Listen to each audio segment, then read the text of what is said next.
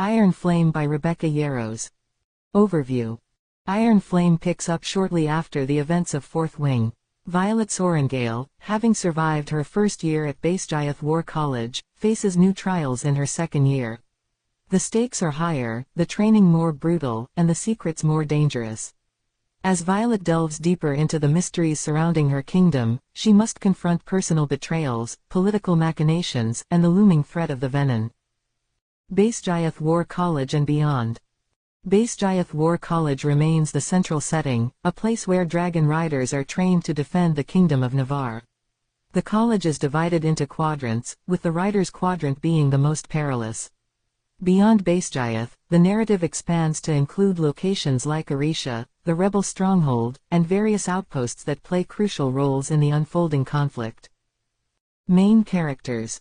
Violet Sorrengail. Now a second-year cadet, Violet continues to defy expectations with her resilience and intelligence. Her bond with dragons Tern and Andarna grants her unique abilities but also places her under increased scrutiny. Xaden Ryorson, a third-year cadet and wingleader, Xaden's complex relationship with Violet deepens. His involvement in the rebellion and the secrets he keeps strain their bond. Brennan Sorrengail, Violet's brother, previously thought dead, is revealed to be alive and a key figure in the rebellion. His return adds emotional complexity and strategic depth to the narrative. Major Burden Varish, the new vice-commandant at Betrayals, Varish is a ruthless figure who becomes a significant antagonist, targeting Violet with sadistic punishments. Rhiannon Matthias, Violet's loyal friend and fellow cadet, Rhiannon provides unwavering support amidst the chaos. Andarna, Violet's young dragon, who enters a deep, dreamless sleep, adding to Violet's challenges. Return to Betrayals and new challenges. After the harrowing events at Ressen, Violet and her fellow cadets return to Betrayals War College, sworn to secrecy about the Venom attack they survived. The college is now under the strict control of Major Varish, who imposes brutal training regimens and targets Violet specifically. Part 1. The Embers of War. After the storm. The sky is still reeling from the ashes of Ressen when Violet Sorrengail returns to Betrayals War College, but she's not the same cadet who walked into the Riders' Quadrant a year ago. She's now bonded to not one, but two dragons, Tern, a powerful relic of war, and Andarna, a mysterious golden hatchling with abilities never seen before. Her body may still ache with pain, but her will is forged in fire. Yet peace is a luxury for the dead, and the living, especially dragon riders, know better. Violet has survived the impossible, but she's not done fighting. Secrets shroud her path, enemies are everywhere, and trust is rarer than dragon gold. The grip of Varish. The college isn't the sanctuary she hoped to return to, it's more dangerous than ever. Major Burden Varish, the new vice-commandant, has transformed the training protocols into torture. His presence is more than disciplinary, it's personal. He views Violet not just as a challenge to be broken, but as a threat to be eliminated. Varish's training methods border on cruelty. Violet is placed in the most grueling regimen, denied rest, food, and even access to her magic. She suspects it's more than just tough love, Varish may be working with someone. Or something. Her strength, however, isn't just in her bonded dragons. It's in her mind. Every strike that bruises her body strengthens her resolve. Violet, ever the scholar, begins to investigate. Something in the archive whispers of forgotten power, of Venom and wards, of the first six who once guarded the realms with forbidden magics. It's all buried under centuries of lies. Distance and desire. Xaden Ryorson is more than a lover, he's a weapon in his own right, one she's not sure she can trust fully anymore. Assigned to separate wings, their moments are fleeting, and silence grows between them like a blade unsheathed. Complicating things is the appearance of Catriona, Xaden's former flame, now an elite rider who isn't shy about reclaiming her place in his life. Violet struggles with jealousy but even more with uncertainty. Xaden has secrets, of that she's sure, and trust between lovers in wartime is a fragile currency. Andarna, meanwhile, enters a mysterious sleep, and Violet begins to understand that the Golden Dragon may be older, and more powerful, than anyone realizes. Her absence leaves Violet exposed, and that vulnerability begins to cost her. Rebellion in the blood. Brennan Sorrengail is alive. The brother she mourned for years now commands rebel forces in Arisha. His return shakes her to the core, not just emotionally, but ideologically. Her loyalty to the kingdom begins to splinter under the weight of truths revealed. The venom are real. The empire has lied. Violet is torn between two truths, what she was taught and what she now knows. The rebellion isn't treason, it's survival. The wards that protect Navarre are fading, and without new sources of power, the entire kingdom may fall. Violet begins to secretly collaborate with Jessenia and Prince Cam to uncover old relics and arcane journals. The truth lies buried in forbidden lore, one that points toward an ancient betrayal by the kingdom's founders. The fire within. Violet starts experimenting with her power, pushing beyond the limits imposed by the college. Her lightning ability, known as Signet, grows stronger, but with it, the risk of burning out looms. Meanwhile, Varish escalates his attacks. When Violet refuses to comply with an illegal order, he imprisons her and subjects her to brutal interrogation. She clings to her memories of Xaden and her belief in the truth she's uncovered. In a daring escape orchestrated by Rhiannon and Sloane, Violet regains her freedom. But it comes at a cost. Several cadets are killed, and Violet realizes Basgiath is no longer a place of learning, it's a battlefield. The storm that gathers. Xaden confesses the truth. His father, the leader of the rebellion, was executed by the kingdom under fabricated charges. He's been working to protect Violet not just because of her mother's request, but because he believes in her power. But his confession also reveals a chilling prophecy, one that mentions Violet as the key of storm and stone. Her fate is entangled not just with Xaden's heart, but with the very survival of the realm. As their passion reignites, Violet finally lets go of the fear that's kept her from trusting. For one night, they are simply two people caught in a world that wants to break them. Part 2, The Wards of Flame. Secrets of the First Six. Beneath the crumbling stones of Basgiath, Violet finds a chamber no one has entered in centuries, a secret archive sealed with draconic wards. Inside, bound in dragonhide and sealed with elemental flame, she finds the journals of the First Six, the legendary writers who created the original wardstones. The journals detail ancient magics, blood-forged bindings, channeling rituals, and draconic soul linking that existed long before the current monarchy. One chilling passage stands out: to sustain the realm, one must bleed beyond the flesh. These journals suggest the wards weren't just powered by dragons or riders, but by willing sacrifice. Magic wasn't stolen from the venom as the kingdom claimed. It was borrowed, and never returned. The foundation of Navarre is built on betrayal. Violet realizes that her bonded dragons, Tern, ancient and noble, and Andarna, mysterious and golden, might be more connected to these truths than anyone realizes. Andarna's sleep isn't just hibernation, it's a preparatory phase, possibly for an awakening unlike anything before. The cracks in Basgiath. As knowledge spreads through whispered circles, Varish tightens his grip on the Rider's Quadrant. Surveillance increases. Rebellious cadets disappear. Violet's friends Rhiannon and Rydok begin planning an exodus, fearing a purge is imminent. A surprise inspection turns into an ambush, as a hidden venom operative, disguised as an instructor, attacks Violet and her squad during a test flight. The fight nearly kills her, but her lightning signet surges beyond its limit, melting the enemy into glassy ash. Word of her power spreads.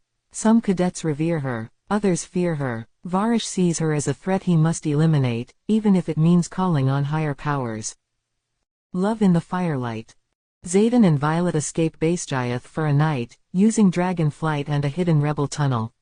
In a quiet canyon lit by starlight and the hum of Tern's breath, they speak openly, for once without secrets, guilt, or war. Xaden shares how his father's execution shattered his belief in authority, and Violet confesses her fear, that loving him means eventually losing him. In this space of honesty, they find solace and fire, both literal and emotional. Their bond deepens, not just between them, but between their dragons, creating something older than anything Basgiath has ever seen, a shared echo of memory and power between rider and dragon pairings. Arisha's call. Brennan sends word: the rebel stronghold in Arisha is under attack. Violet, Rhiannon, and a dozen trusted cadets sneak out during training drills and arrive to find chaos. Buildings reduced to rubble, Dragons wounded, civilians terrified. Among the wreckage, Violet discovers a hidden chamber of venom artifacts, smuggled out of Navarre decades ago. There's a map, burned and incomplete, showing the location of a final conduit, an ancient source of power thought long extinct. Brennan believes this conduit may be the last chance to restore the wardstones before they shatter completely. But the kingdom wants it too, for their own gain. A race begins, not just to protect power, but to choose who gets to wield it. Sacrifice and sabotage. Back at Base Giath, sabotage hits hard. One by one, Violet's allies are targeted. A poisoned blade meant for her paralyzes Rydok, Jessenia's quarters are burned, and Tern is grounded with a magically enhanced tether. Varish reveals his true allegiance, not to the kingdom, but to a rogue faction of Venom sympathizers, intent on replacing the current monarchy with a council that will rule through fear and forced magical labor. He captures Violet during a night raid, torturing her for the journals and the location of the conduit. In a locked cell deep beneath Base Giath, she meets another prisoner, Colonel Hyath, the former commander who disappeared after questioning the kingdom's use of cadets. Hyath gives her a final piece of the puzzle, the activation phrase for the wardstone in Navarre, a sequence of draconic and elemental runes known only to the first 6. But it requires a rider's life to activate. The Venom rise. The Venom no longer skulk in shadows. A full force attacks the outer perimeter of Base Giath using corrupted dragons and arcane fire. The kingdom's defenses falter, because the wardstone at Base Giath has already failed. In a fiery battle where lightning clashes with cursed flame, Violet leads a desperate defense.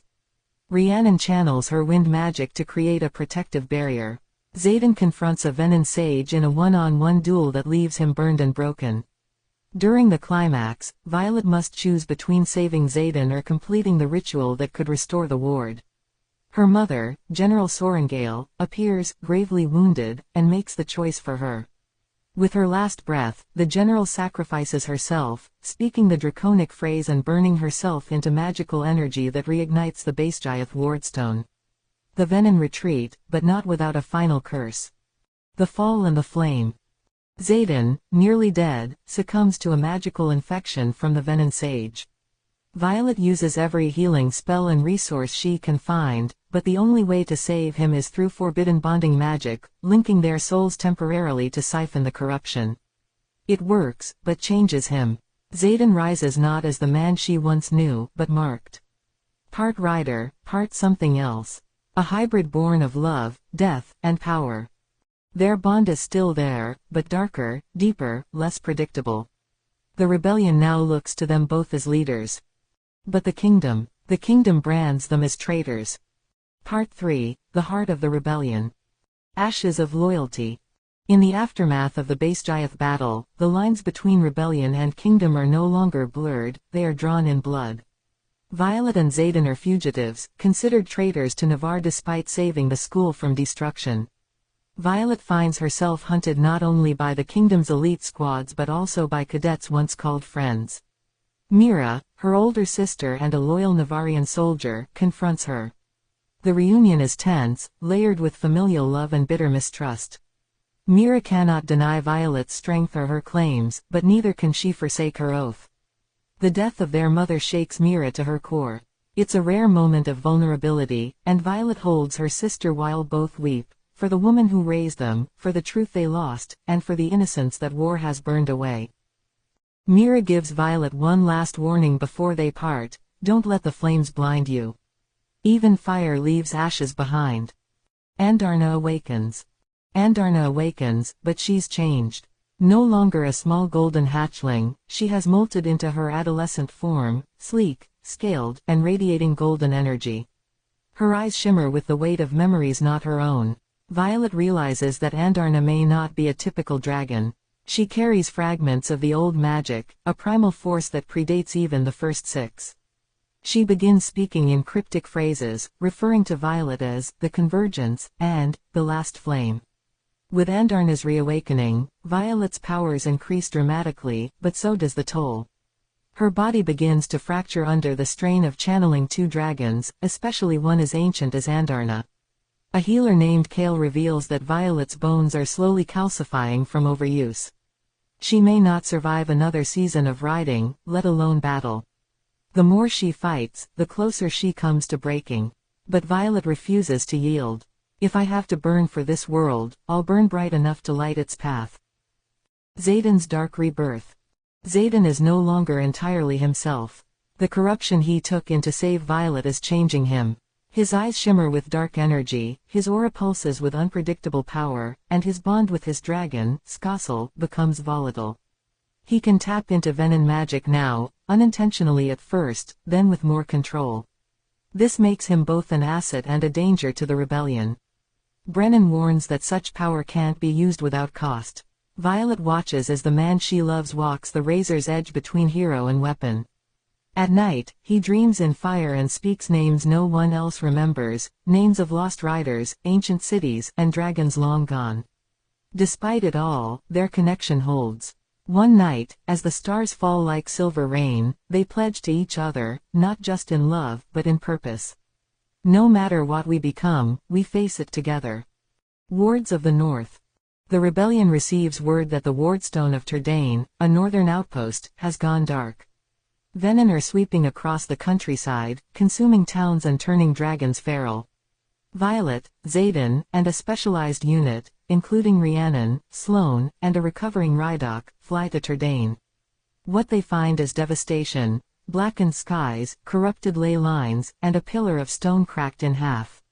And yet, something else lingers.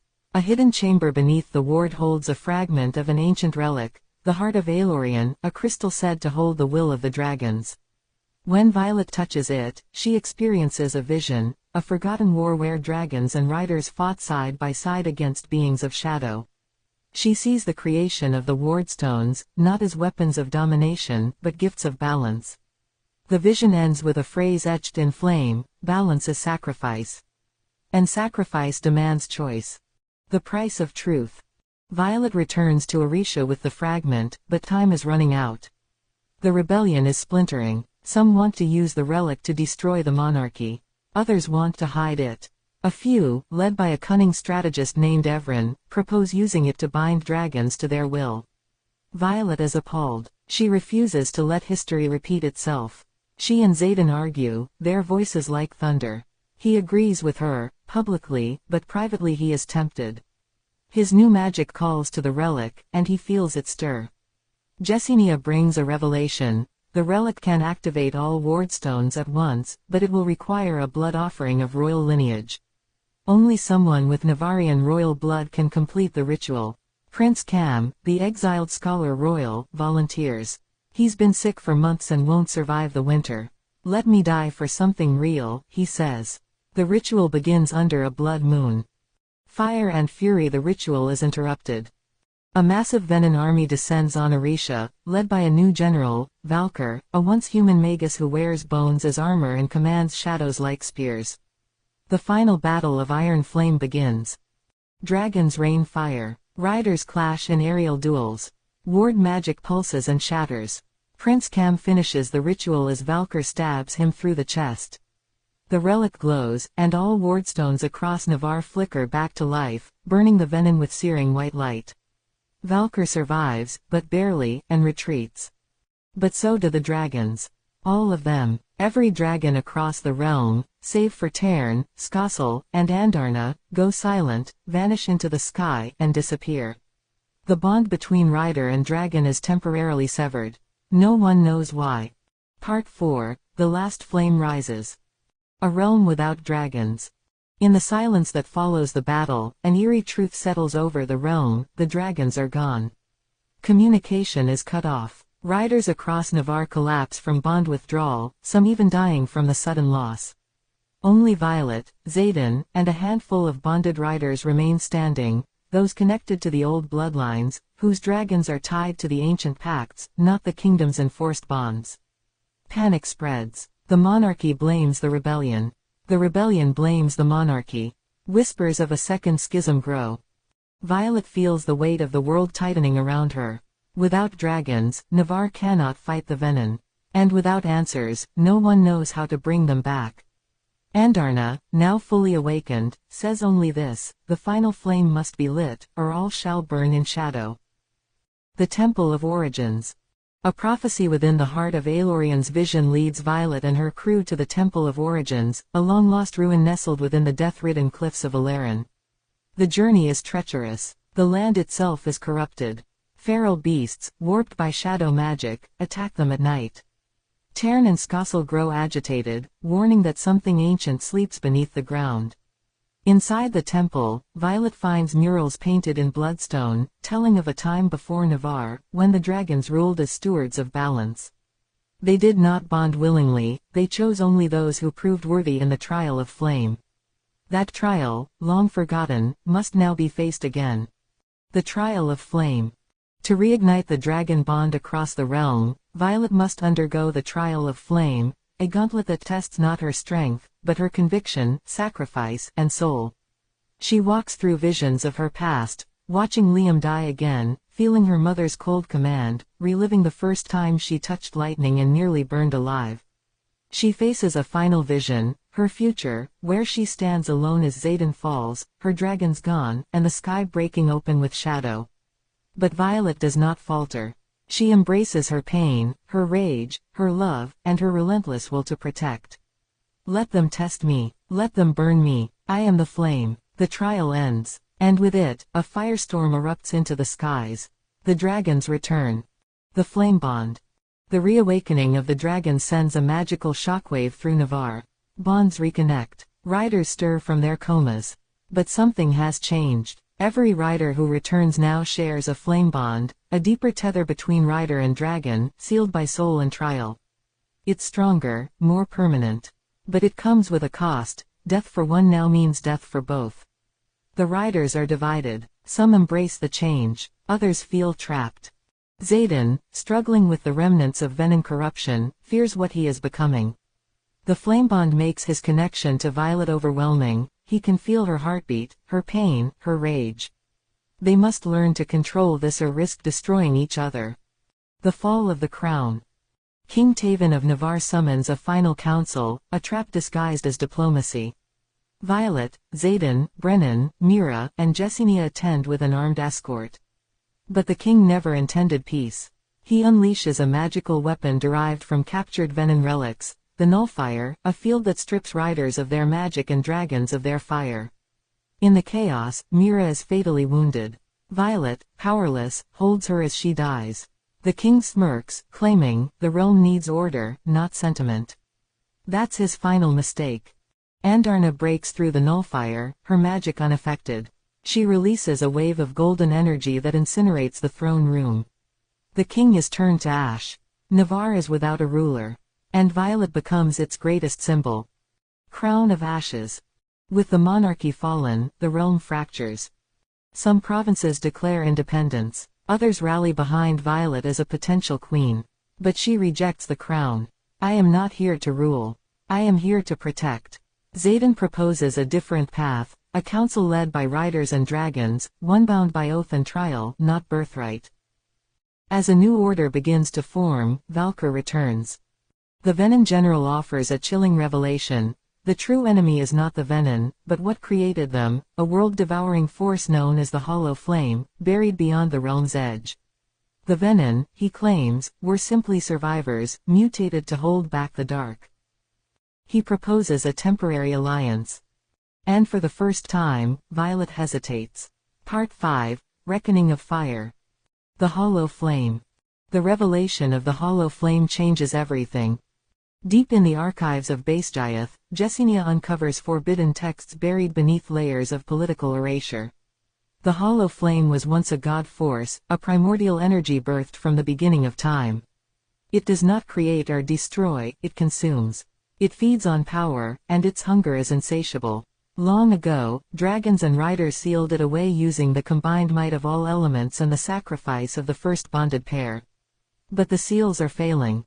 Every time a ward falls, the Hollow Flame stirs. Valkyr warns that unless a new elemental conduit is born, someone capable of wielding all 5 elemental types, the seals will collapse and the world will be swallowed whole. There is only one candidate, Violet Sorrengail. The conduit's choice. Violet's body is breaking, channeling lightning, shadows, wind, fire, and now Earth has taken its toll. Her veins are scorched. Her blood runs hot. Her breath comes in fire-laced gasps. She dreams in storms, but she refuses to break. The dragons gather. Tern, Skossel, and Andarna form a triad bond, anchoring her to their combined might. No rider has ever wielded a triad before. No one has survived it. Xaden begs her to stop. You've done enough. Let someone else burn this time. She shakes her head. If I don't, there won't be anyone left. The conduit's trial begins on the winter solstice, atop the shattered cliffs of Arisha. Violet channels all 5 elements, her body a vessel of raw power. The skies scream. The land trembles. She sees visions of the hollow flame awakening, a great eye opening beneath the sea of fire. And then, silence. Through the fire. The hollow flame tears through the veil between realms. A rift opens over the sea, black and blazing, through which monstrous shadows crawl, beasts of hunger, neither alive nor dead. Navarre's forces gather. Every bonded rider flies into the storm. Civilians take shelter underground. The dragons roar their ancient war cries, and for a moment, the realm is united under one banner: survival. Valkyr leads the first charge against the Holloken, sacrificing himself to buy time. Rhiannon and Rhydok hold the eastern front. Jessenia chants warding runes into the sky. Xaden is nearly killed shielding Violet when the first rift creature breaks through. But Violet stands tall, radiating lightning and flame, her wings of elemental fury rising behind her like a goddess of fire and light. You want a world to burn, she whispers. Burn with me. A realm reborn. Violet channels the conduit one final time, fusing her energy with the dragons, the riders, and the last of the elemental threads. She dives into the rift. Inside the hollow flame is nothing, and everything. Time folds. Light devours itself. She sees herself as a child, a soldier, a queen, a shadow. And then, she sees hope. She plunges the heart of Aelorian into the hollow flame's core and speaks the final rite in draconic tongue. A scream echoes through the void. A blinding flash. And then, silence. Violet awakens a week later, bruised, burned, alive. The rift is sealed. The hollow flame has been bound again, not by force but by sacrifice. The world breathes once more. Epilogue. The Iron Flame. Months later, Navarre has changed.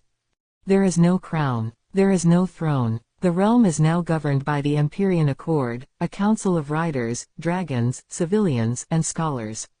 Wards protect every city. The Venin have vanished into legend. Violet walks through Basgiath, now rebuilt as a sanctuary, not a battlefield. She and Xaden live in a home nestled in the cliffs of Arisha, though neither of them truly rests. They are symbols now, pillars, wounds turned into wisdom. On the horizon, a new dragon egg hatches, the first since the trial of flame. A golden hatchling, just like Andarna once was. The people call Violet many names now. Warden of the Flame. Breaker of the Rift. The Iron Flame. But she just smiles and says, I'm a rider. That's enough.